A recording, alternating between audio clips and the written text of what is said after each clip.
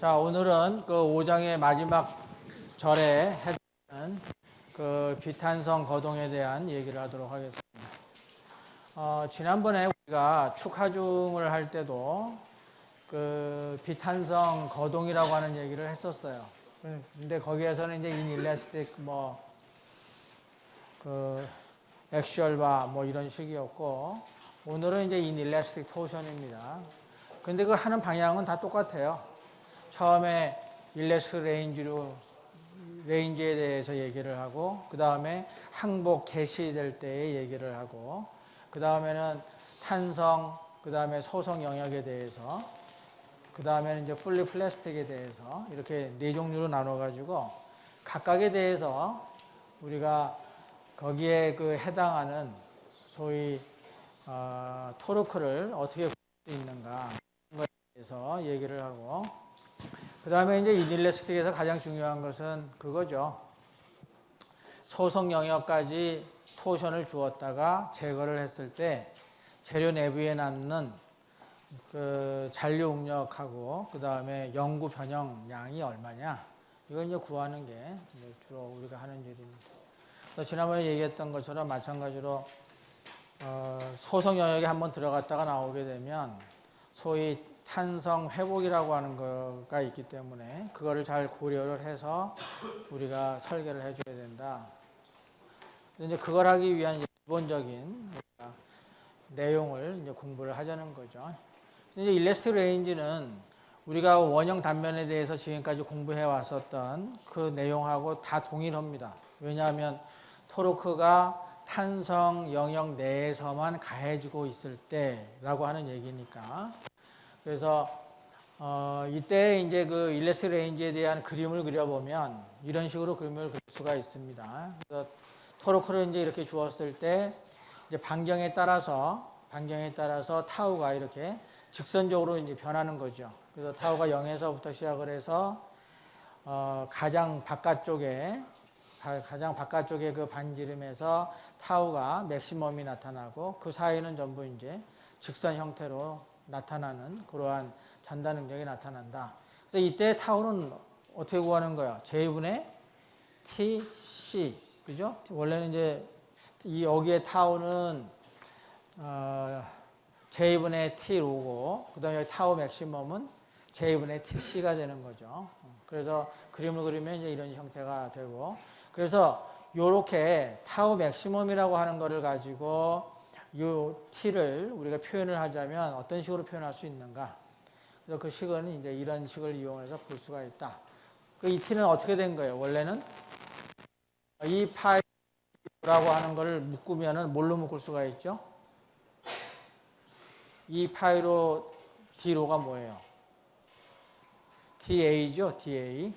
그러니까 타우 DA 해가지고 DF가 되고, 그죠? 여기에 이무에 여기 타우에 걸리는 힘이 얼마냐 그러면 타우에다가 DA를 곱하는 거죠. 타우 DA가 되면 힘이고, 거기에다가 로 반경을 곱하게 되면 그게 이제 토르크를 나타내니까. 그래서 전체적으로 T라고 하는 것은 타우 로에다가 그 다음에 DA가 되는데, 그 DA가 2파이로 D로인 거죠. 그래서 이제 이러한 수식에 의해서 우리가 여기에 작용하고 있는 T를 구할 수가 있다는 겁니다. 이때 이제 이 타우라고 하는 것이 여기 있는 것처럼 직선 형태로 이렇게 변화하기 때문에 여기에 이무의 그 반경 로에 대해서 타우는 요 타우 맥시멈으로 요것을 이제 표현해 줄 수가 있는 거죠. 어떻게 보면 되겠어요? 여기 타우라고 하는 것까지 삼각형하고 타우 맥시멈으로 만들어지는 삼각형을 이용을 하게 되면 그 두 개의 삼각형이, 그래서 타우 대 타우 맥스는 로 대 C다. 요걸 가지고 이 타우를 표현을 하게 되면 이런 식으로 표현이 됩니다. 타우 맥시멈이 타우가 그때 해당하니까 이 타우는 이제 이런 형태로 표현이 됩니다. 그 다음에 로 스퀘어, 그 다음에 D로 그대로 있고, 여기서 타우 맥시멈은 상수니까 빠져나오고, C도 상수니까 빠져나오고, 그래서 2파이, 그 다음에 오바 C, 그 다음에 타우 맥시멈 이렇게 나오겠죠. 그렇게 되면 여기 남는 게 로의 3승이 남으니까 로의 3승을 그냥 적분만 하면 됩니다. 그럼 뭐가 돼요? 4분의 로 4승. 근데 여기 이제 C를 집어넣게 되면 C의 4승이 되겠죠. 그래서 요 C하고 C의 4승에서 그 하나하고 그래서 C의 3승이 남고 그다음에 타우 맥시멈 그대로 있고 그다음에 4분의가 있었는데 이 파이를 4로 나누게 되면 파이 오버 2 이렇게 됩니다. 그래서 이 t라고 하는 것은 2분의 파이 타우의 C3승이라고 하는 것으로 구할 수 있다. 사실은 이렇게 안 구해도 됩니다. 어떻게 구할 수도 있어요. 우리가 타우라고 하는 것이 J분의 T 로잖아요. 그죠? 근데 타우 맥시멈이라고 하는 게 뭡니까?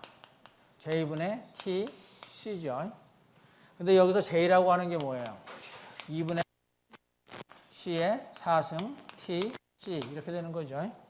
그러니까 이렇게 해서 3승 이렇게 되면 여기서 T라고 하는 것이 2분의 파이 타우 맥시멈 거기에 C3승 이렇게 구해지는 거죠. 결국 뭐 이렇게 구하는 것이나 또 그걸 이용을 해서 우리가 이 타우를 구했었으니까 이 타우를 가지고 구하는 것이나 뭐 똑같은 결과를 얻을 수가 있습니다. 그래서 여기까지는 뭐 지금까지 우리가 해왔던 거하고 똑같으니까 여기까지는 별 문제가 없고 그 다음에 이제 소선거동에 대해서 이제 여기서부터 시작이 되는 거죠. onset of yield 하게 되면 항복 개시가 됩니다. 그러니까 항복이 막 시작될 때.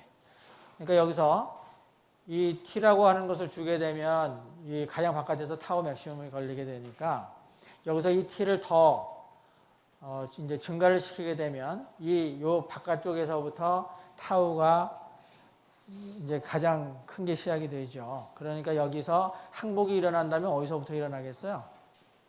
가장 바깥쪽에서부터 일어납니다.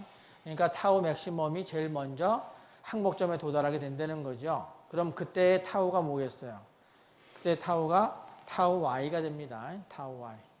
그러니까 여기서 타우 맥시멈이라고 하는 것이 타우 y에 도달하지 않을 때까지는 여기에 해당하지만 타우 y에 딱 도달하게 되면 바로 onset of yield에 해당하는 거죠. 그래서 항복 개시가 될 때에 비틀림 모멘트를 우리가 ty라고 표현을 한다면 그 ty는 타우 맥시멈 대신에 타우 y를 대입한 이러한 값이 되겠다는 겁니다. 그러니까 사실상 이 onset of yield 상태는 우리가 탄성 영역이라고 볼 수도 있고, 그죠? 소성이 막 시작되는 경계선이라고 볼 수가 있습니다. 그러니까 여기까지는 사실상 여기에 포함을 시켜도 별 문제가 없는 거죠. 그런데 이제 여기에서 타우 맥시멈이 타우 y가 딱 되는 순간 드디어 소성이 막 시작이 된다. 이렇게 되는데 여기서 t를 더 증가시키게 되면 이게 어떤 식으로 되겠어요?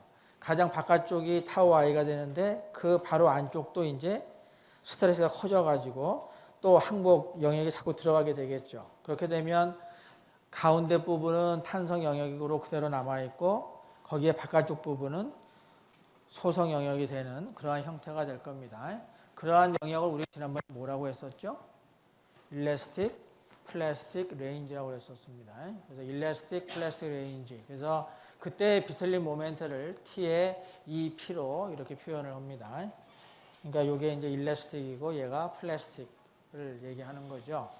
근데 이걸 이제 계산을 좀 우리가 쉽게 하기 위해서 이러한 그 타우 감마 다이어그램을 이용을 합니다. 이렇게 돼서 여기 0에서부터 항복이 막 시작되는 요 점, 여기까지의 그 타우를 이제 타우 y라고 하고 요 점에 해당하는 변형률을 감마 y라고 하게 되면 여기서 여기까지가 이제 직선 형태로 나타나고 그 다음에 이제 감마 y 이상에서는 더 이상 소성 경화가 아니면 가공 경화가 일어나지 않고 계속 똑같이 유지가 되는 이러한 재료를 우리가 생각을 하자 이거죠. 이러한 재료를 뭐라고 불러요? 완전 탄소성 재료라고 부르죠. 영어로 얘기하면 Elastic Fully Plastic Material 이렇게 부릅니다. 사실은 뭐 실제의 우리가 재료를 본다면 이러한 뭐 재료도 물론 있지만 사실상 이거보다는 조금 경사가 져서 이렇게 올라가는 이런 형태, 아니면 여기서부터는 비선형으로 바뀌는 형태가 뭐 일반적으로 나타나게 됩니다. 근데 우리는 여기서 얘기할 때는 가장 간단한 케이스를 지금 우리가 설명하기 위해서 이러한 다이어그램을 갖는 재료를 사용한다 라고 해놓고 이런 것들을 유도를 하는 겁니다. 자, 그럼 이제 일래스틱 플래스틱 레인지에 해당하는 비틀린 모멘트를 우리가 T의 EP라고 한다면 이 T를 구하는 수식은 똑같습니다. 이건 뭐 탄성이 됐든 소성이 됐든 이 수식 자체는 똑같죠. 그런데 이렇게 T의 EP가 걸리게 되면 실제로 재료 내부에는 어떤 형태의 타우가 걸리는가, 이걸 이제 살펴볼 필요가 있습니다.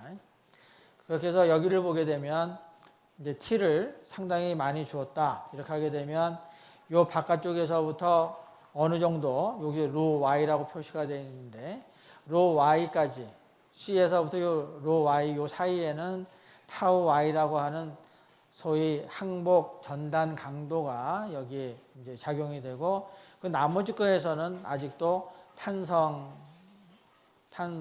형태의 타우가 존재하는 이러한 그 전단 응력 분포가 나타나게 됩니다. 그래서 처음에는 이제 여기서부터 여기까지 직선이었는데 이 T가 조금 더 커지게 되면 그 범위가 조금씩 늘어나서 어느 부분까지 소위 로 Y까지는 탄성 부분, 그 외 부분은 소성 부분 이렇게 되는 분포가 이제 나타나게 되죠. 그래서 여기 로 Y에 해당하는 이 부분을 뭐라고 부르냐면 일래스틱 코어라고 부릅니다. 그래서 이 부분은 아직도 완벽하게 탄성을 유지하고 있는 그러한 영역이고 나머지가 이제 타우 Y에 해당하니까 요 부분이 감마 Y가 이제 해당이 됩니다. 요 부분이. 그러면 여기가 감마 Y면 요 부분은 얼마가 되겠어요? 똑같은 감마 Y일까요? 아니면 감마 Y보다는 더 클까요?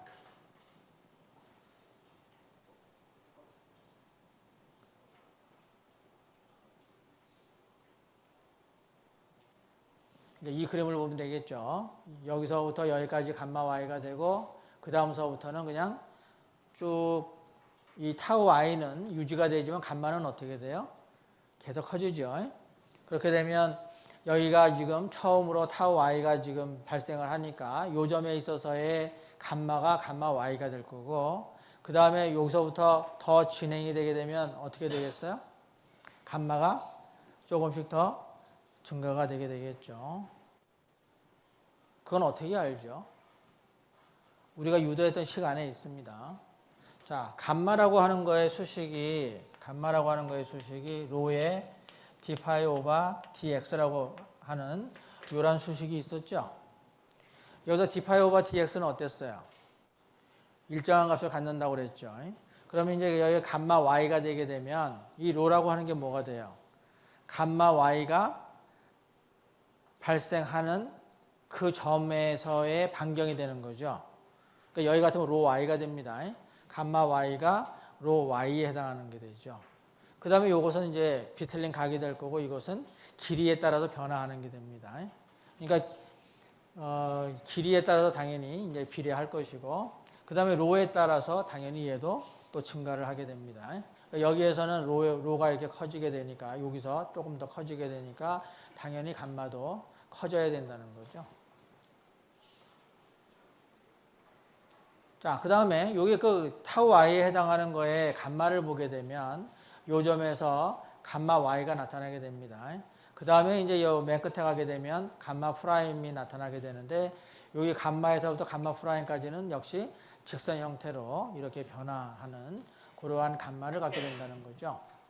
그래서 여기 보다시피 요 안에 있는 것은 일래스틱 코어, 밖에 있는 것을 플라스틱 애뉴러스라고 부른다.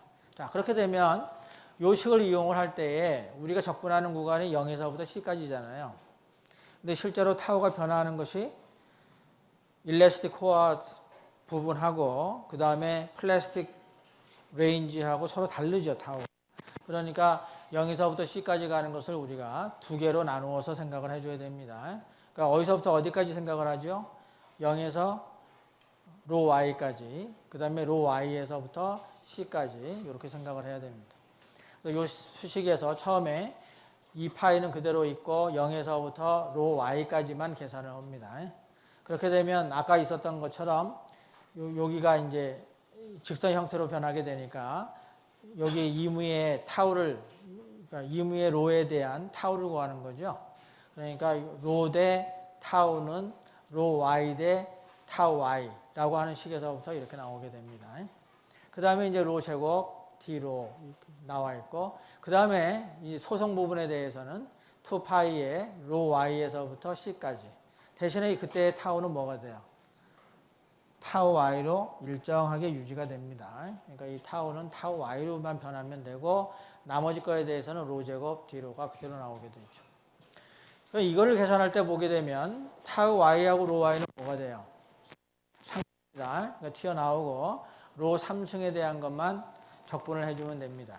그래서 여기 보면 로 y는 나와 있고 2파이 있고, 그 다음에 타우 y도 상수니까 나와 있고, 그 다음에 로 3승에 대한 적분만 하면 되고, 여기에서도 타우 y가 이제 상수가 되니까 나옵니다. 그래서 2파이 타우 y가 있고, 그 다음에 로 y에서부터 c까지, 그 다음에 로 제곱 d로 이렇게 남죠. 이걸 적분하게 되면 뭐가 돼요? 4분의 로 y의 4승이 됩니다. 그래서 요것 때문에 이제 하나가 지워지겠죠. 그래서 4분의가 되니까 여기가 2가 남고 얘가 없어지고 파이 남고, 그 다음에 타우 y 있고 로 y의 요거 4승 이렇게 나고, 그 다음에 여기가 3분의 로 3승이니까 3분의 2 파이가 되고 타우 y가 되고, 그 다음에 로 3승에서 c를 집어넣으면 c의 3승, 로 y를 집어넣으면 마이너스 로 y의 3승 이렇게 됩니다. 그런데 이 텀도 보면 타우 y의 로 y의 3승이고, 이 텀을 보게 되면 이것도 역시 타우 y의 로 y의 3승이에요. 그러니까 이게 소위 동류항이라고 부르는 거죠. 그러면 얘하고 얘를 이제 우리가 간략화 시켜야 됩니다. 그럼 뭐가 되겠어요? 2분의 1에서 마이너스 3분의 2가 됩니다. 그러면 계산하면 뭐가 되죠? 6분의 1이 됩니다. 그래서 마이너스 6분의 1, 그 다음에 파이 남고 타우 y 남고 로 y의 3승 남고, 그래서 6분의 1 나오고, 그 다음에 요 부분이 이걸 6으로 바꾸게 되면 여기에다가 2를 곱해야 되겠죠? 대신에 요 앞에 2가 있으니까 4가 돼가지고 4의 c의 3승이 됩니다. 그래서 이러한 형태를 갖게 되는 경우에 이 t의 EP는 이런 식으로 계산이 된다는 거죠. 굉장히 제대로라는 식이 됩니다. 왜냐하면 로 y라고 하는 게 0에서부터 c까지 얼마든지 바뀔 수가 있으니까. 자, 그러면 아까 이 바로 앞에서 onset of 경우에 그것이 로 y는 C인 경우에 해당하죠. 로 y가 C인 경우에 해당합니다. 그래서 여기다 로 y 대신에 C를 집어넣게 되면 이게 3C의 3승이 되고, 3하고 6하고 약분되면 2분의 파이 타우의 C 3승이 됩니다. 그럼 얘가 뭐하고 같아져요? onset of 1하고 같아져야 됩니다. 그래서 2분의 파이 로 y의 타우 y의 C 3승하고 같아지는 걸 우리가 알 수가 있죠. 그래서 이 수식이 그런대로 잘 맞았다라고 볼 수 있습니다. 대신에 이제 한 가지 더 남았죠. 이 t를 더 증가를 시켜 주었다 하게 되면 이 응력 분포가 어떻게 되겠어요? 이제는 일레스틱 코어가 다 없어지고 전체가 다 플라스틱한 상황으로 이게 바뀝니다. 그러한 것을 우리가 완전 소성이라고 하죠. 그래서 영어로 얘기하면 fully plastic range라고 하고, fully plastic을 플라스틱 상태를 만들어주는 비틀린 모멘트를 우리가 TP라고 이제 표현을 합니다. 그렇게 되면 TP는 아까 있었던 수식하고 똑같은데 2파이의 타우 로 제곱 D로, 그 다음에 0에서부터 C까지 적분하는데, 그때 이 타우가 뭘로 쭉 일정하냐 하면 타우 y로 쭉 일정하게 되죠. 그러니까 0에서부터 C까지 전체가 다 타우 y라고 하는 일정한 응력을 갖게 되니까, 그래서 여기 이 타우 y가 이제 상수가 돼서 바깥으로 나옵니다. 그렇게 되면 이것만 적분을 하게 되면 돼요. 적분하게 되면 3분의 요 C를 집어넣어서 3분의 C3승이 됩니다. 3분의 C3승. 이제 요게 결과인데 이거를 2분의 파이 타우 로 C3승이라고 하는 게 뭐였느냐 하면 온셋 오브 일드 상태에 있어서의 ty였었어요. 그래서 요걸로 표현을 해주게 되면 요 앞에다가 3분의 4만 곱해주면 바로 이것이 됩니다. 요 2하고 4가 약분돼서 이게 나오죠. 그러니까 결국 요것을 뭘로 쓸 수가 있느냐 하면 3분의 4 ty로 우리가 쓸 수가 있습니다. 결국 이 뜻은 뭐가 되죠? 솔리드 샤프트인 경우에 이 소성 영역이 바로 시작하게 만드는 비틀림 모멘트를 우리가 ty라고 했으니까 그걸 ty라고 하게 되면 이 ty에 3분의 4배를 주게 되면 그 솔리드 샤프트 전체가 다 소성 영역으로 들어가게 된다 하는 걸 의미합니다. 얼마 차이 안 나죠? 기껏해야 1.3배 정도밖에 차이가 나지 않습니다.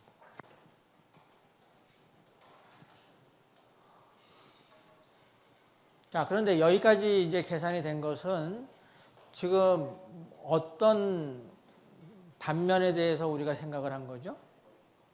원형 단면이면서 중실축에 대한 얘기를 한 겁니다. 그러니까 여기서 J가 전부 다 2분의 파이 C 4승으로 들어갔잖아요. 이게 만약에 튜브라면 어떻게 되겠어요? 튜브라면 다 달라집니다. J 때문에. 그러니까 여기에서 지금 이 TP라고 하는 것이 3분의 4 TY다라고 해서 이걸 외워버리면 튜브 같은 데 가서 계산할 때 3분의 4를 쓰면 안 되겠죠. 이거를 오해하는 학생들이 제법 많아요. 아, 이 TP가 3분의 4 TY구나 해가지고 단면이 뭐 중공축이 돼도 그냥 이 식을 그대로 사용하는 경우가 있습니다. 지금 전혀 그렇지 않다는 거예요. 자, 그 다음에 하나 얼티메이트 토르크라고 하는 것은 뭐냐면 이제 거의 가장 일반적인 재료인 경우에 그런 경우에 이 타우하고 감마의 선도는 이런 형태가 나온다는 거죠. 그러니까 여기까지는 어떤 형태였어요? 직선으로 갔다가 그 다음에 그냥 쭉 유지가 되는 건데 실제로는 대부분의 경우가 여기서부터 여기까지 직선이면 그 다음서부터는 비선형으로 이렇게 쭉 휘죠. 그래서 제일 꼭대기 요점에 해당하는 것이 바로 뭐예요? 얼티메이트 스트레스죠. 그러니까 이제 얼티메이트 토르크를 어떻게 구할 수 있느냐? 그 토르크는 어떻게 구하면 되겠어요? 여기서부터 여기까지 해당하는 것을 다 더해주면 되는 거죠. 뭐. 여기서부터 여기까지는 우리가 선형에 대해서 계산했던 거 그대로 있고, 그 다음에 여기서 여기까지는 뭐 약간 여기서 여기까지 그 변화하는 곡선의 방정식을 알면 우리가 쉽게 하죠. 그죠? 여기 타우 대신에 곡선의 방정식을 집어넣어 버리면 되니까. 자, 그러면 우리가 수학적으로는 곡선의 방정식을 이용을 해갖고 여기다 집어넣으면 돼요. 그런데 곡선의 방정식이 명확하게 나와 있지 않는 경우도 있죠. 왜냐하면 뭐 이렇게 가기도 하고 뭐 이렇게 가기도 하고 지 멋대로 갈 텐데 그거를 어떻게 계산할 거냐. 그러면 우리가 수학적으로 이게 가능하지 않다면 어떤 식으로 바꿔야 되겠어요? 뉴메리컬로 바꿔야 되겠죠. 결국 컴퓨터를 이용을 해서 가야 되죠. 그럼 컴퓨터를 이용하려면 뭐만 가능해요? 직선만 가능합니다. 직선만. 그래서 여기에서부터 여기까지 딱 봐서 거의 직선이다 그러면 여기까지 잘라가지고 여기에 직선의 방정식 만들어서 요거에 대해, 그러니까 뭐 이 면적은 아니니까 요거에 따른 이제 적분을 해주면 되는 거고. 그 다음에 여기서부터 여기까지도 또 직선으로 볼 수 있다. 그러면 또 직선으로 해서 계산하고 여기서 여기도 직선으로 볼 수 있다. 그러면 하고 이렇게 하면 됩니다. 지금 여기 같으면 얘는 곡선이 분명하고 얘는 직선으로 봐도 되겠죠?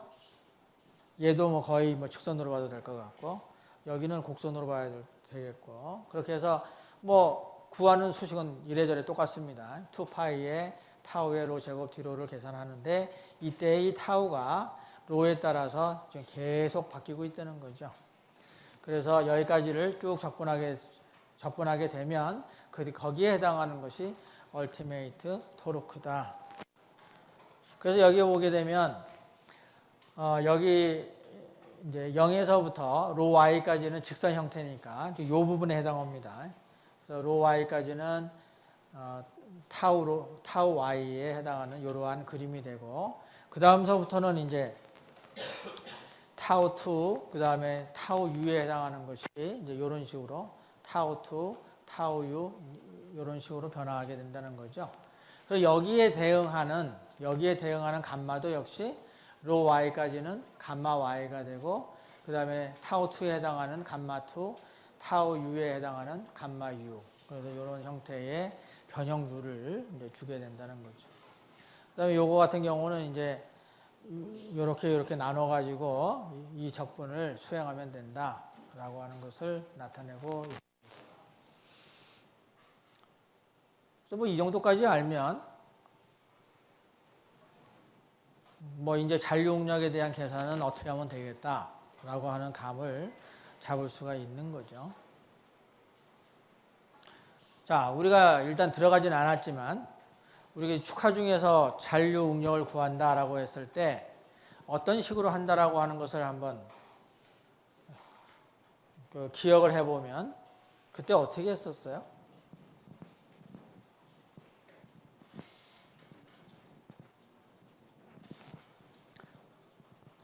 일단 하중을 줬었죠.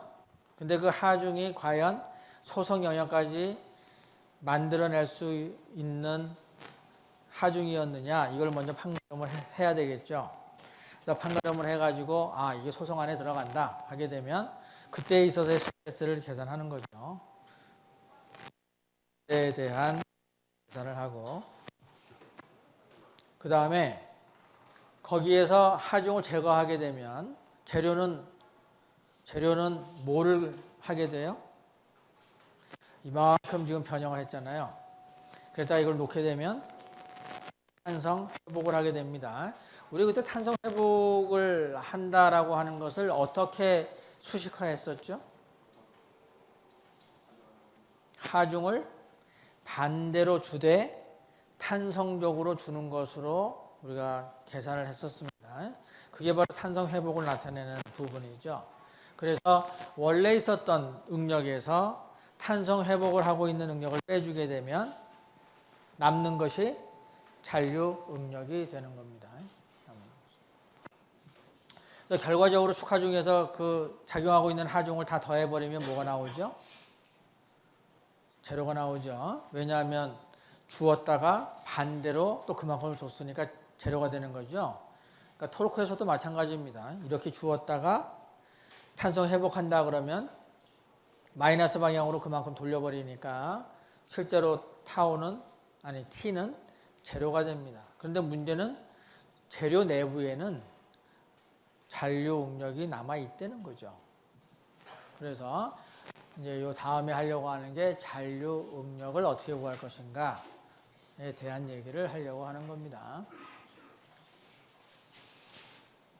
자, residual stress due to stress reversal. 그러니까 스트레스를 반대로 줌으로 인해서 발생하는 잔류 응력은, 그 다음에 after stressed beyond elastic range, 탄성 영역을 지나서 초과해서 하중을 받은 후에 스트레스를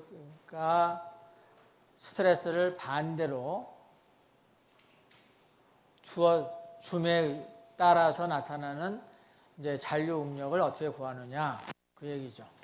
여기에서도 마찬가지로 완전 탄소성 재료를 사용합니다. 여기 A에서부터 B까지는 선형으로 쭉 변하다가 B점서부터 이제 그 타우가 변화하지 않고 계속 일정하게 유지가 됩니다.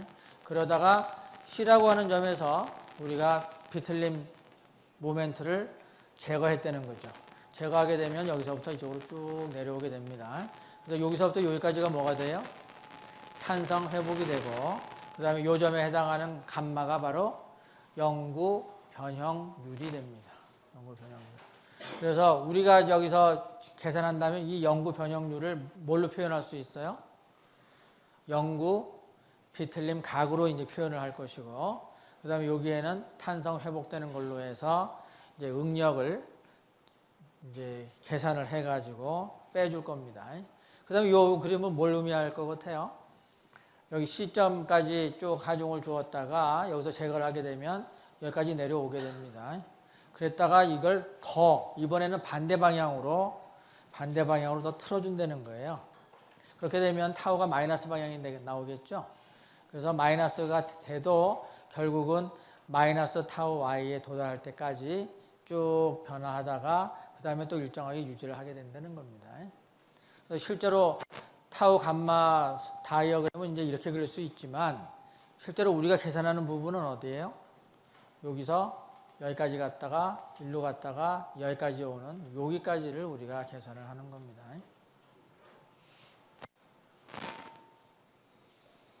자, 이 그림을 딱 보는 순간에 아, 그렇게 하면 되겠구나가 나타나죠? 나타나나요? 안 나타나요? 이게 지금 소성 상태입니다. 완전 소성 상태. 그 다음에 얘가 바로 뭐가 되겠어요? 탄성 회복되는 걸 의미합니다. 그 다음에 여기가 잔류 응력 분포를 나타낸 거죠. 자, 그러면 어떤 식으로 계산하는가 하는 것을 한번 생각해 보면 이게 이제 plastic torque applied causing plastic shear strains throughout the shaft. 그러니까 축 전체에 플라스틱, 그러니까 소성 전단 변형률에 의해서 아니죠. 그러니까 소성 전단 변형률을 발생하는데 작용된 플라스틱 토르크를 얘기하는 거죠. 그래서 여기서부터 여기 전체가 전부 플라스틱 쉐어 스트레인을 주는 그러한 경우에 작용하고 있는 플라스틱 토르크가 TP입니다. 그러니까 전체적으로 다 타우 Y이고. 근데 이것을 여기에서 뭐냐면 이제 제거를 해줬다는 거예요. 그러니까 여기서 TP가 이쪽 방향인데 TP를 이쪽 방향으로 줬으니까 사실은 얘가 마이너스 TP죠. 그러니까 얘하고 얘를 더하게 되면 뭐가 되는 거야? 제로가 되는 겁니다. 이쪽에서. 근데 이 TP를 어떤 식으로 준다는 거예요? 탄성적으로 준다는 겁니다. 탄성적으로. 그러니까 여기에서 보는 이 타우 I보다 훨씬 더 큰 타우가 발생할 수 있는 거죠. 그죠? 그래서 그때 타우는 이제 이렇게 계산합니다.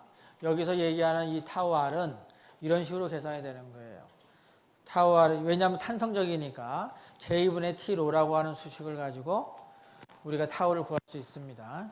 그래서 여기서 J가 뭐가 되느냐 하면 2분의 파이 C 4승이 되겠죠.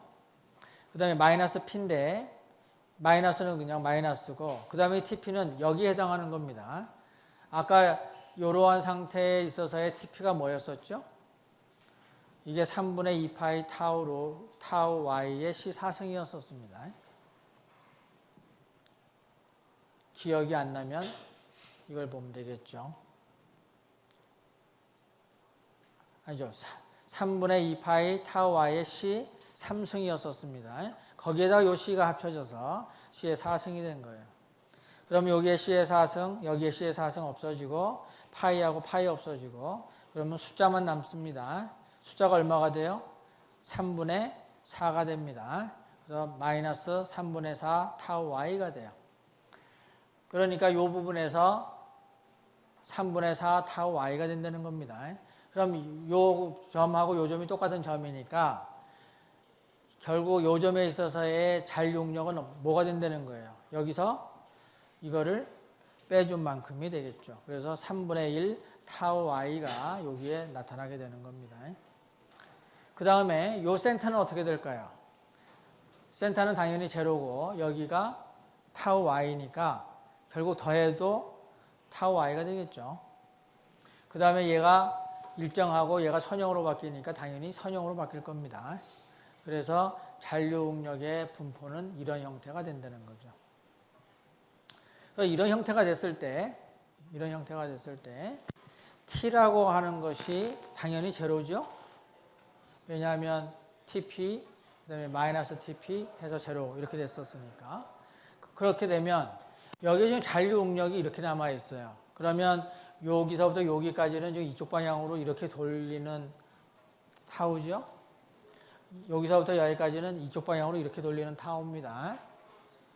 그러면 이 타우로 인해서 만들어지는 토르크를 다 더하게 되면 얼마가 될까요?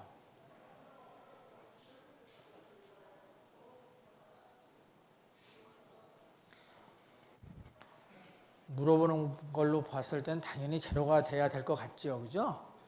근데 그림으로 봐서는 도대체 제로가 될 것 같지 않죠? 그죠? 근데 이거는 지난번에도 우리가 계산을 해봤지만 타우라고 하는 것이 바깥쪽에 가 있으면 로라고 하는 게 굉장히 커지잖아요. 그래서 이게 작다 하더라도 로가 워낙 커가지고 이거를 쭉 다 더하게 되면 요 반대 방향으로 이렇게 도는 거하고 똑같아집니다. 그래서 t는 제로가 됩니다. 그래서 이제 평형을 유지하게 돼요. 그래서 레지듀얼 쉐어 스트레스 디스트리뷰션은 이제 이런 형태로 나타나게 됩니다. 자, 그래서 잔류응력 구하는 것은 뭐 이렇게 계산되고, 이제 비틀린 각을 또 계산할 필요가 있겠죠. 이렇게 됐을 때 비틀린 각을요. 여기서부터 이렇게 해서 쭉 잡아당겨서 여기까지 갔어요. 그러면 이제 거기에 해당하는 감마가 있겠죠. 그러면 이 감마를 가지고 우리가 파이를 계산을 해주면 됩니다. 어떻게 계산해 주면 돼요? 요식을 이용을 해서 계산을 해주면 됩니다. 감마 i가 되고 로가 가장 바깥쪽이 될 것이고 그 다음에 파이가 되고 l이 될 겁니다. 그렇게 해서 구하면 되고, 그렇지 않으면 이게 모른다. 언제가 이 시점이 될지 모른다라고 하게 되면 어떤 상황이 벌어질까요? 조금 명확하지 않죠. 자, 토르크를 줘가지고 항복이 막 시작되는 데까지 지금 만들었습니다. 그 다음에는 이제 더 돌리게 되면 이제 TP라고 하는 상태가 오겠죠. 그래서 TP가 됐어요. TP가 된 다음에는 더 이상의 TP를 줄 방법은 없죠. 그죠? 그렇게 되면 얘가 계속 돌리고 있을 때 TP 상태가 된 다음에 이걸 계속 유지하게 되면 감마는 계속해서 증가가 될까요? 아니면 그냥 서 있을까요?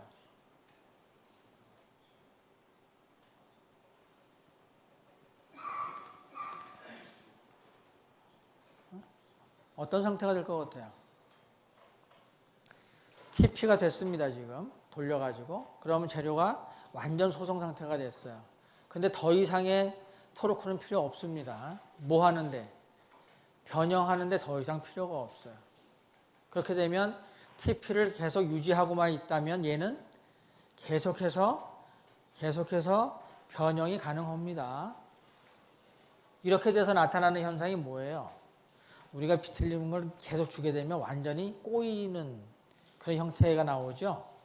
알루미늄 같은 거를 양쪽 축에다 갖다 놓고 얘를 여기 고정시켜 놓고 얘를 계속 돌리면은 꼬아집니다. 이렇게. 꼬아지는 게 그런 상태가 되는 거예요. TP라는 상태를 계속 유지하게 되면 계속 돌아갑니다.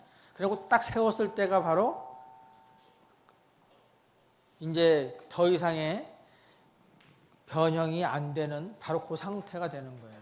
그러니까 이 상태만 주었다라고 했을 때 파이 P를 얼마다라고 계산할 수는 없는 겁니다. 주어져야만 돼요. 그래서 파이 P라고 그냥 준 겁니다. 근데 아까도 얘기했지만 그 점이 어디다라고 해서 감마를 딱 주어진다면 가능하죠? 가능합니다. 그래서 여기에 해당하는 파이 P는 일단은 이제 주어진다라고 하게 되면 이거에 의해서 탄성 회복이 되는 각도가 있겠죠. 그렇죠? 그 각도는 어떻게 구하겠어요? 역시 얘는 탄성이니까 탄성에 의한 각도의 변화를 계산하면 됩니다. 그래서 GJ분의 TL이라고 하는 걸 갖고 계산을 하면 됩니다.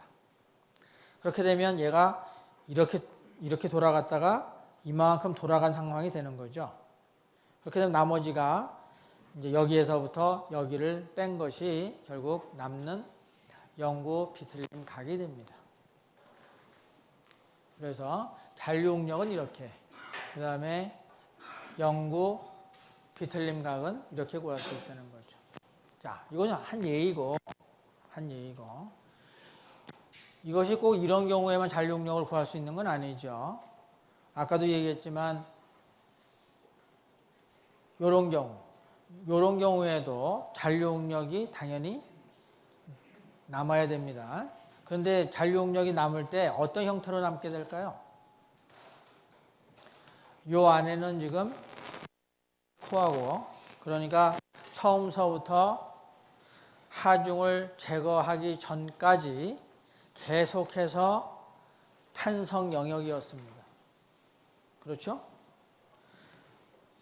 이 일레스틱 코어를 제외한 나머지 부분, 이 바깥 부분만 소성 영역에 들어간 겁니다. 그랬다가 얘를 놔주는 거죠. 하중을 제거해 주는 거죠. 그렇게 되면 얘가 탄성 회복을 하는 거예요. 자, 탄성 회복을 해서 남는 잔류응력인데, 잔류응력 형태는 어떻게 될까요? 초이스는 한 2개 정도로 나올 수가 있겠죠. 하나는 일레스틱 코어 부분은 처음부터 하중을 제거할 때까지 탄성이었으니까 그대로 0으로 돌아가고, 나머지는 소성이었으니까 소성 부분만 탄성 회복이 돼가지고 이제 잔류응력이 거기서만 남을 거다. 이러한 초이스가 하나가 있을 것 같고, 또 하나는 여기서부터 여기까지 전체적인 토르크를 아예 전체적인 토르크 마이너스 T를 줘가지고 탄성적으로 만들어서 하게 되면 이 탄성 영역임에도 불구하고 이 안에도 잔류응력이 남을 수도 있겠다라고 하는 거하고, 이렇게 2가지 초이스가 있겠죠. 간단히 얘기하면 일레스틱 코어는 잔류응력이 남지 않는다 하는 거, 잔류응력이 남을 수도 있다 하는 거하고 딱 2개로 나눠지죠. 자, 어느 쪽일까요? 탄성 영역이니까 당연히 잔류응력도 나오면은 안 된다라고 생각하는 사람 한 명도 없습니다. 자, 그러면 당연히 잔류응력이 남아야 된다라고 생각하는 사람 별로 없어요. 그럼 뭡니까? 때에 따라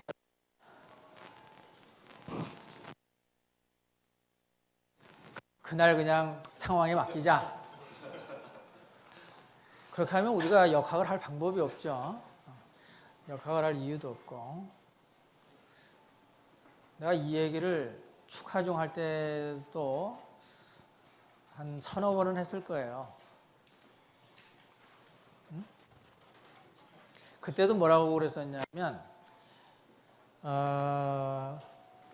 부재의 일부분이라도 소성 영역에 포함이 되기만 하면 결국에 그 부재 전체에 잔류응력이 남겠다라고 하는 얘기를 했었습니다. 그러니까 일레스틱 코어가 있든 말든 고려하지 말고 뭐만 고려하면 돼요? 전체의 토르크하고 그 다음에 그거를 반대로 주는 탄성 회복, 요것만 고려하면 됩니다. 그러니까 또 잔류응력은 당연히 전체적으로 다 나오게 됩니다.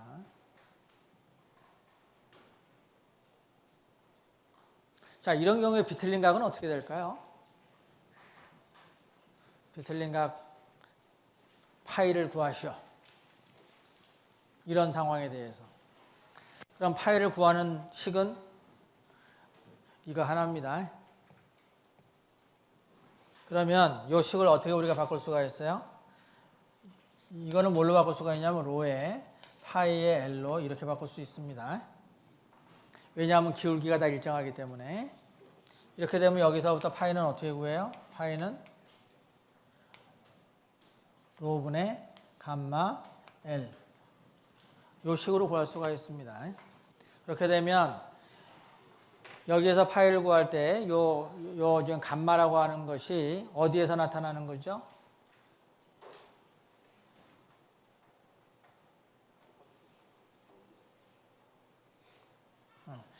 여기 타우 y라고 하는 곳에서 이 감마는 뭐가 됩니까? 감마 y가 됩니다. 그 다음에 로 y라고 하는 곳에서 감마 y가 나타나는 거죠. 그러니까 여기다가 로 y를 집어넣고 여기다 감마 y를 집어넣게 되면 파이가 나오는데 이 파이는 어디에 파이겠어요? 요 점에 있어서의 파이겠어요? 요 점에 있어서의 파이겠어요?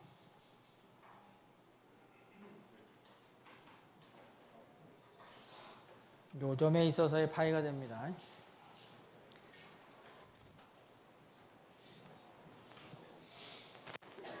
한 번 더 생각해 보도록 하죠.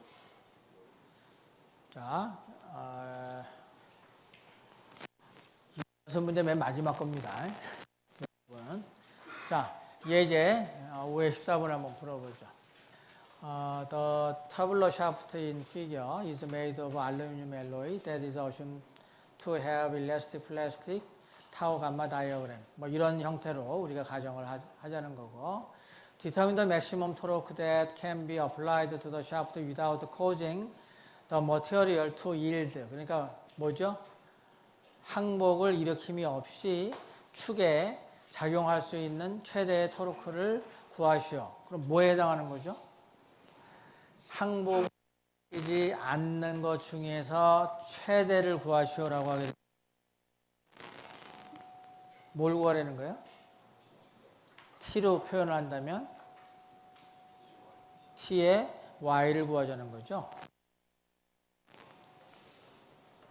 그래서 T의 Y를 구하는 식을 사용하면 됩니다.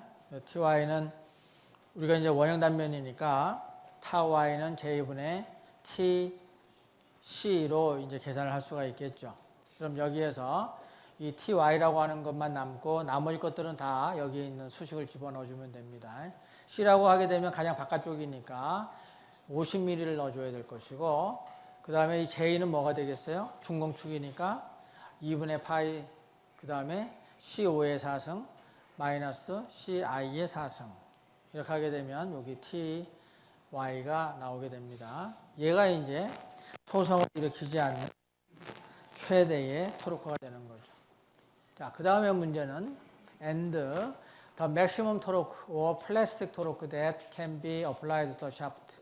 축에 작용할 수 있는 플라스틱 토르크를 구하시오. 이 얘기는 뭐냐면 TP를 얘기하는 겁니다. TP. 그러면은 TP라고 하는 것을 우리가 어떻게 구했었죠? 자, 여기까지.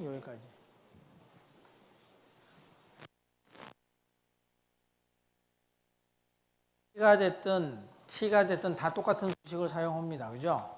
뭘 사용했었어요? 이 파이 인테그랄 0에서부터 C까지 타우 로 제곱 D로 이걸 사용하는 거죠.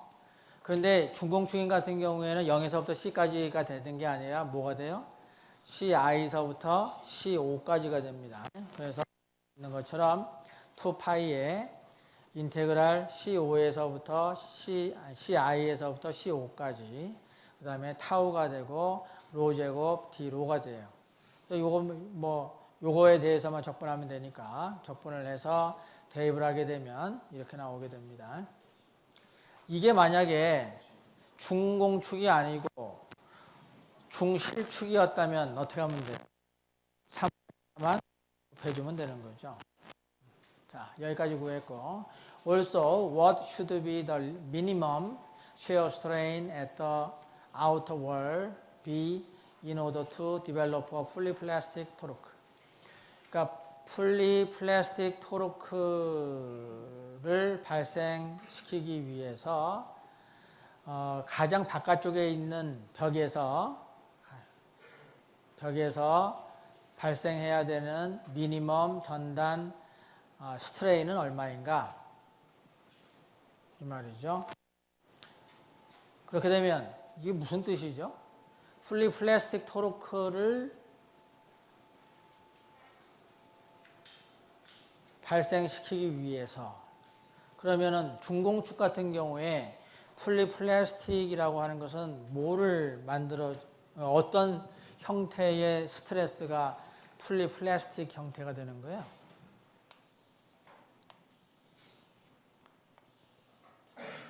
지금 중공축이 지금 이렇게 있습니다. 그러면 여기서부터 여기까지는 스트레스가 없죠. 그 다음에 여기서부터 여기까지 결국 여기가 이제 CI가 되고 여기가 CO가 되는데 여기에 있어서의 분포가 전부 다 타우 Y가 되게 되면 이게 지금 플라스틱 상태가 됩니다. 그래서 지금 이렇게 만들어주는 T가 뭐였어요? TP였었습니다. TP. 그래서 여기 보면 TP를 한 거죠. 그러니까 TP가 이러한 상태를 주는 건데, 자, 이러한 상태를 갖기 위해서 여기에 있어서의 감마는 얼마가 돼야 되느냐는 거죠. 아우터월에서 얼마만큼의 감마를 가져야 되느냐는 거죠. 자, 그러면 감마라고 하는 것은 당연히 이 수식으로 구해줘야 됩니다. 그러면 감마라고 하는 것이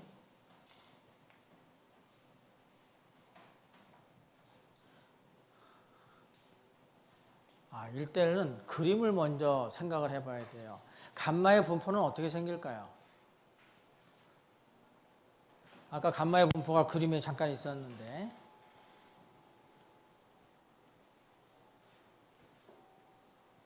여기서 보면 이겁니다. 요점에서 지금 타우 Y가 처음 시작된 거잖아요.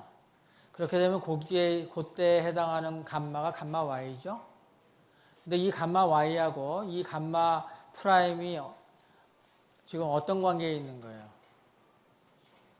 이게 지금 쭉 직선적으로 변하는 관계에 있는 겁니다. 그러니까 요거와 요거가 지금 서로 비례하게 되는 거죠. 그럼 여기에 있어서의 감마를 이제 우리가 알고 있으니까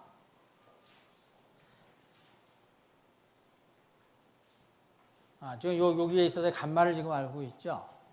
이게 지금 감마 Y가 0.286으로 지금 주어져 있는 겁니다.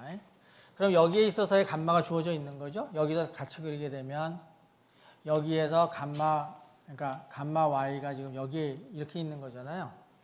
그런데 우리가 구하고자 하는 감마는 여기에 있어서의 감마죠. 근데 그게 어떻게 되는 거예요? 여기서부터 여기까지 직선적으로 변하는 거죠. 그래서 여기서부터 여기까지가 지금 감마로 우리가 구하고자 하는 겁니다. 그러니까 이 삼각형하고 요 삼각형하고 요 삼각형이 지금 닮은 꼴이 되는 거죠. 그래서 감마 Y 대 우리가 구하고자 하는 감마가 뭐 대 뭐가 되는 거예요? CI 대 CO가 되는 거죠. 이렇게 해서 여기에서 지금 감마를 구하면 됩니다. 그래서 CI의 감마 Y의 C0 이렇게 하게 되면 우리가 구하고자 하는 감마가 나오게 되는 거죠.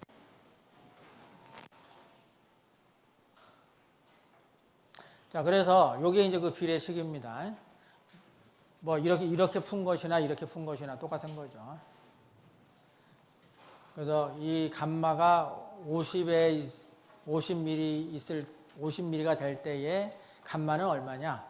30일 때는 0.286이었었다. 그 말이죠. 그래서 여기서 감마를 구하게 되면 0.477 이렇게 구할 수 있습니다.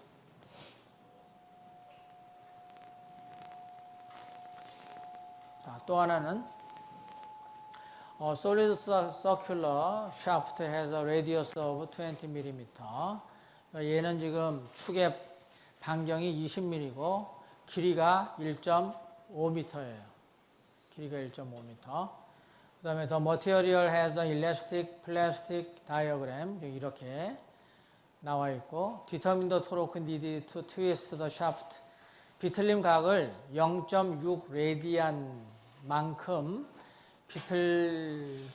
비트는데 필요한 토르크가 얼마냐? 좀 그 말입니다. 근데 이 그림은 뭐만 나와 있어요? 타우하고 감마만 나와 있습니다. 그러니까 이 파이가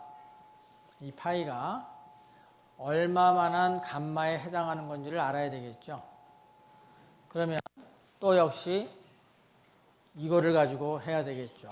그래서 파이가 이제 이렇게 나오니까.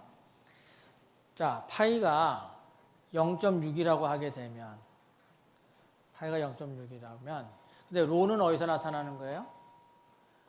로는 가장 바깥쪽에서 나타나는 거. 그래서 0.2mm일 때. 근데 길이는 1.5m고, 이랬을 때 거기에 해당하는 감마가 지금 얼마냐라고 하는 거죠. 그죠? 축이 있을 때 가장 바깥쪽의 각도가 0.6 레디안만큼만 비틀리게 하려고 해요. 그러니까 거기에 해당하는 감마를 지금 요 식에 의해서 구할 수 있습니다. 그래서 감마를 구하게 되면 요 식이죠. 그래서 이게 0.6 레디안이고 감마는 모르겠고 로가 20mm고 L이 1.5m입니다. 그래서 여기에서부터 감마가 계산이 돼요. 그래서 0.008. 그러면 이제 여기 와서 다시 봐야죠. 0.008이 요 안에 있는지 여기에 있는지. 그래서 보니까 그러니까 감마 y가 0.0016이니까 여기보다는 하여간 더 많이 변형되었다 할 수가 있습니다. 자, 그래서 이렇게 되면 0.008이라고 하는 것이 과연 어디에서 나타나는가를 이제 찾으려고 하니까 이게 또 어디에 해당하느냐 하면 요 그림에 또 해당하는 겁니다. 여기 로 y에 해당하는 것이 로 y에 해당하는 이 감마가 얼만큼이냐면 요만큼이에요. 그죠?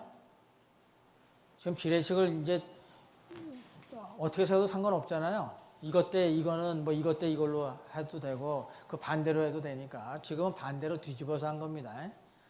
그러니까 지금 요 식을 보게 되면 원래는 로 y분의 0.0016이에요.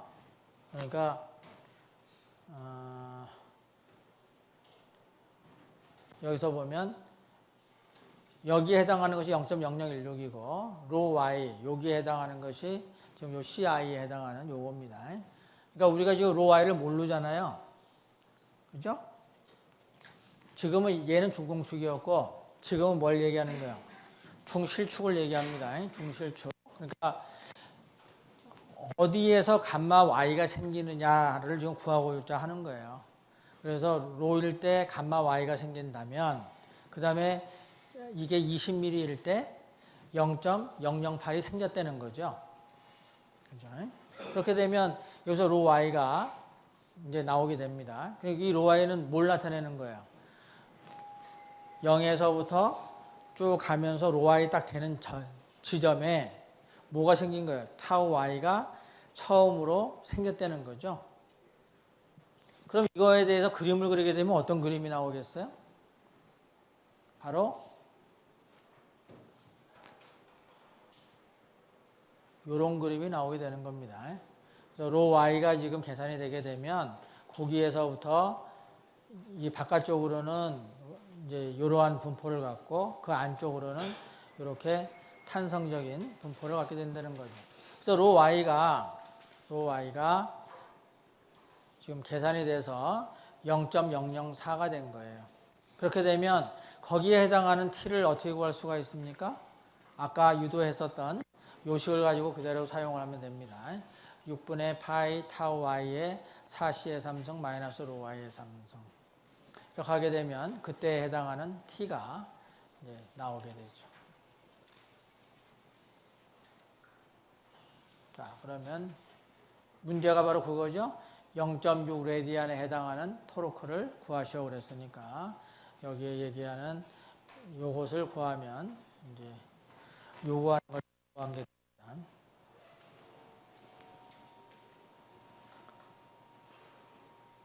이제 뭐 결국 y에 있는 곳에서 감마 y가 생겼고 가장 바깥 8 레디안이라고 하는 변형률이 생겼고 분포는 이제 이런 형태가 된다. 여기다가 이제 문제를 하나 더 만들면 되겠죠. 여기다가 이 하중을 제거했을 때 남게 되는 잔류 응력을 구하시오. 이렇게 하게 되면 또 하나가 또 연결되는 거죠. 그 예제는 바로 다음 예제에 있습니다.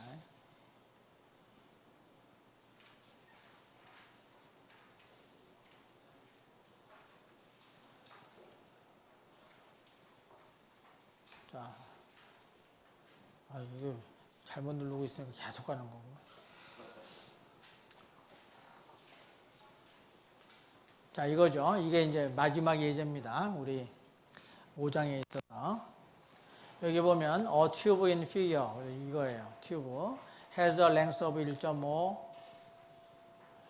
밀리미터일 리는 없죠. 1.5 미터겠죠. 1.5 미터. 그리고 material has an elastic plastic diagram. 이러한 을 가지고 있고 이때 determine the plastic torque. 플라스틱 토르크를 구하시오. 그러면 어떻게 구하는 거야? 바로 이런 형태가 됩니다. 그죠? 이런 형태. 그러면 어떤 식에 의해서 구하죠? 이 파이 인테그랄 CI에서부터 CO까지 타우 Y의 로 제곱 D로 이렇게 구하면 됩니다.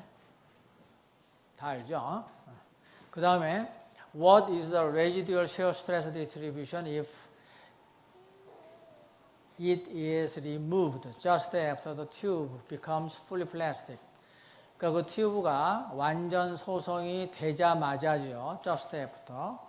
되자마자 그 토르크를 제거해 준다면 그때 남는 잔류 전다 능력의 분포는 무엇인가? 이 말이죠. 여기서 just after가 왜 필요할 것 같아요?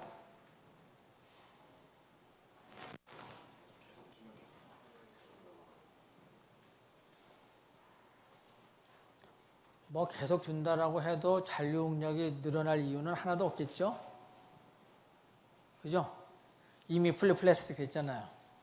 각도는 뭐 물론 변할 수 있겠지만 응력은 별로 변할 일이 없겠죠? 왜 그럴까요?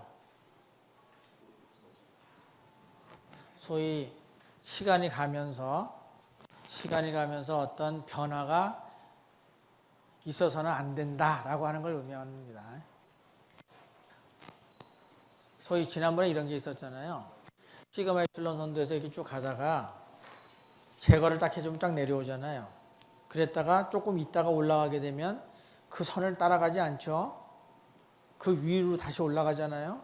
근데 딱 내려오자마자 다시 주게 되면 어떻게 돼?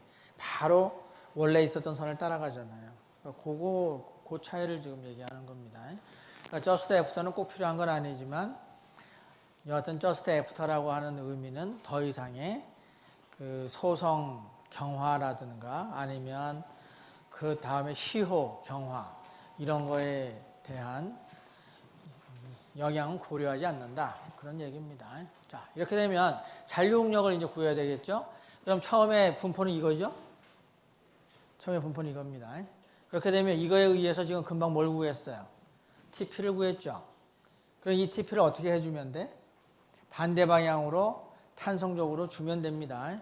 그렇게 되면 여기에서부터 여기까지의 분포가 나오겠죠. 왜냐하면 로가 여기서부터 여기까지 변하니까 탄성적으로 준다는 얘기는 뭐예요? 직선적으로 변화한다는 뜻이잖아요. 그러니까 그 타우를 구할 수 있겠죠. 그 타우를 여기에서 보면 일단 TP는 구했어요. 그래서 19.24가 나왔습니다. 그러면 여기에서 이 타우 R이라고 하는 것은 J분의 TP의 C0라고 하는 것으로 구할 수가 있어요. 이것은 뭐냐면 가장 바깥쪽에 있는 겁니다. 가장 바깥쪽에 있는 걸 구했다는 얘기는 결국 여기서부터 여기까지 직선을 이어주면 되는 거죠. 대신에 여기에 있는 값을 알려면 어떻게 해요?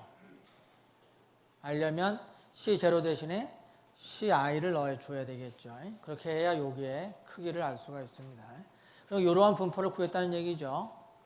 이러한 분포를 구했으면 이게 지금 탄성 회복을 얘기하는 거잖아요. 그러니까 요거하고 뭘 더해주면 돼? 이거를 더해주면 됩니다. 방향을 고려해서. 그렇게 하게 되면 당연히 선형적으로 이렇게 변화하게 됩니다. 그래서 가장 바깥쪽인 건 알 수 있어요. 104.52하고 여기에 84니까 한 20점 얼마 된다는 걸 알 수가 있죠. 그래서 바로 20.52만큼 된다는 걸 알 수가 있습니다.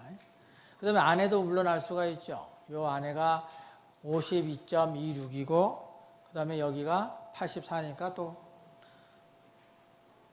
서로 더해주게 되면 여기에 있어서의 스트레스가 나오게 됩니다. 그 다음에 물론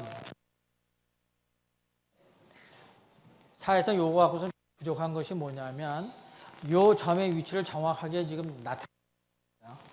그렇죠? 근데 여러분들은 이 점의 위치를 정확하게 알 수 있습니까? 없습니까? 당연히 알 수 있죠. 알 수 있어요. 그냥 여기에다가 맞아. 비례식으로 해도 되지만 요 앞에가 지금 84라고 주어져 있으니까 여기에 84가 되는 점이 어디냐 그것만 딱 내면 요 점의 위치를 알 수가 있습니다. 거기까지 해줘야 완벽하게 분포를 그렸다라고 볼 수 있는 거죠. 그래서 이제 그 잔류용역 분포는 이렇게 나오게 됩니다. 자, 그 다음에 각도를 구한다면 이 지금 파이 를 지금 이렇게 구한다는 겁니다. 자, 파이 P라고 하는 게 지금 요식이죠? 요식. 이 파이 P가 어떻게 계산이 되냐면 감마 Y인데 그 감마 Y가 어디에서 생긴다는 거예요? CI에서 생긴다는 겁니다. CI에서.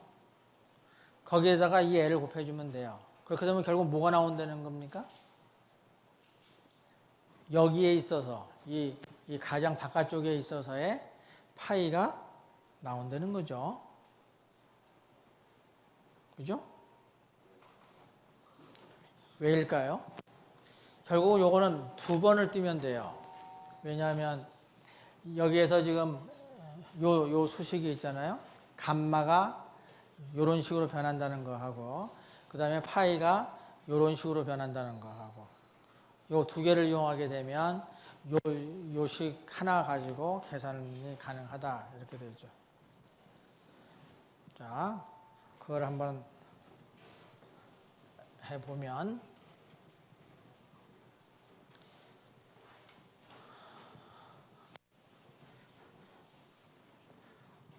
자, 이게 어떻게 될까요?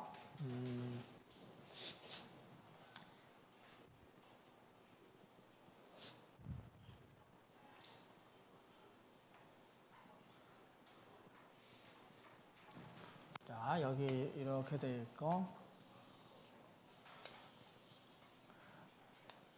여기가 이제 여기가 감마 Y가 있겠죠?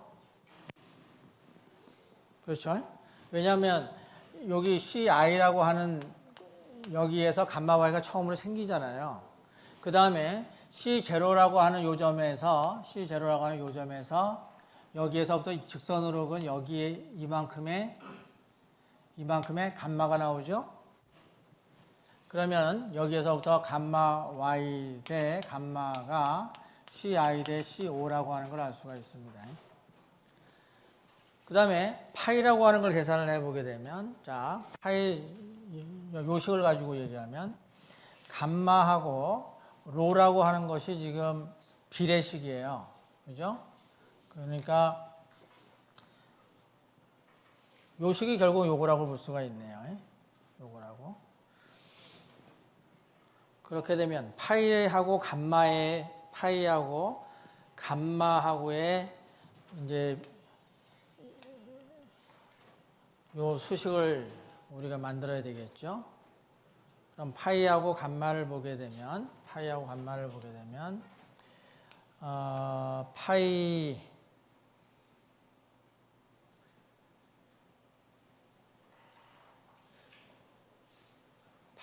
하는 것은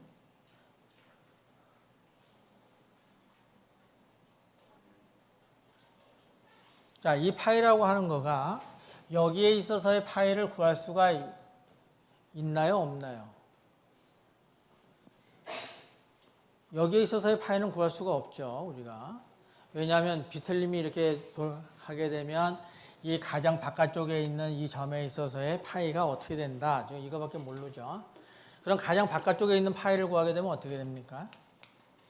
그러면 가장 바깥쪽이 CO가 되고 그 다음에 감마가 되고 그 다음에 그게 L이 되겠죠. 그렇죠?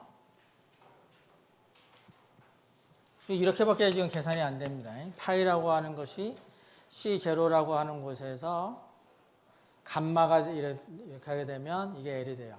그럼 여기서 감마를 구할 수 있겠죠? 여기서 감마가 어떻게 됩니까? CI, CO의 감마 Y가 되겠죠? 그렇죠? 여기서 감마가 CI분의 CO의 감마 Y가 되죠? 여기다 대입시킬 수 있죠? 그러면 감마가 C5분의 1에다가 CI의 CO의 감마 Y에다가 L 이렇게 되죠? 그렇게 되면 CO하고 C 없어지죠? 그럼 결국 CI분의 감마 Y의 L 이렇게 되죠? 이렇게 되죠? 결과적으로 이 식이 바로 이 식이죠? 그러니까 이 식을 가지고 당연히 가장 바깥쪽에서 나타나는 파이를 구할 수가 있다. 라고 하는 걸 알 수가 있습니다. 그렇죠? 가장 바깥쪽에 있는 파이를 우리가 구할 수가 있으니까 요 수식에 의해서 이렇게 나오고 그 다음에 요 수식에 의해서 우리가 이걸 구할 수가 있어요. 근데 가장 바깥쪽에 있는 거니까 감마를 요 식에서부터 감마를 구해가지고 대입을 시키게 되면 이러한 수식을 얻을 수가 있습니다.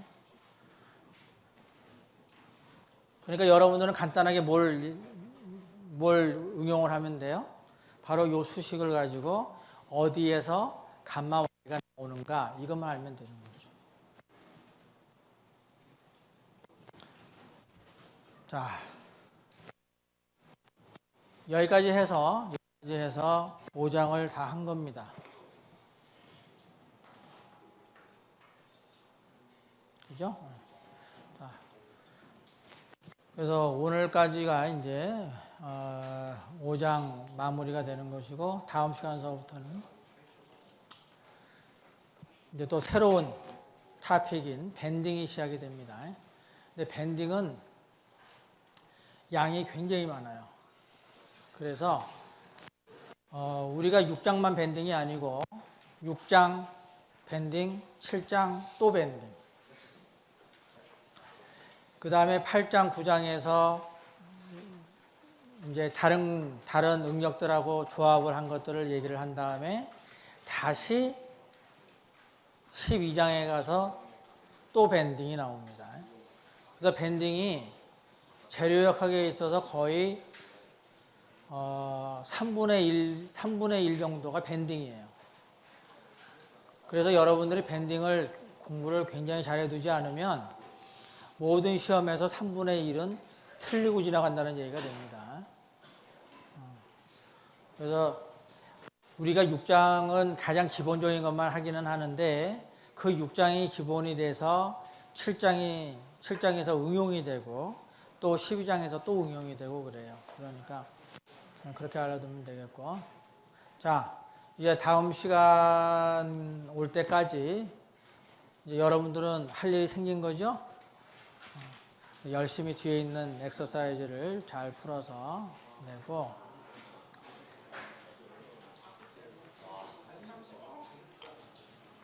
그럼 다음 시간에 보기로 합시다.